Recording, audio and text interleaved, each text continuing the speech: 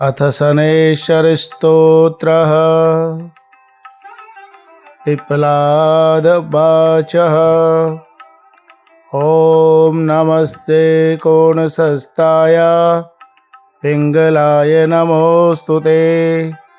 नमस्ते बभ्ररूपाय कृष्णाय च नमोऽस्तुते। नमस्ते रौद्रदेहाय नमस्ते चान्तकाय च। नमस्ते यमसंज्ञाय नमस्ते सौरे विभो। नमस्ते मन्दसंज्ञाय शनैश्चर नमोऽस्तुते। प्रसादं कुरु देवेश दीनस्य प्रणतस्य च।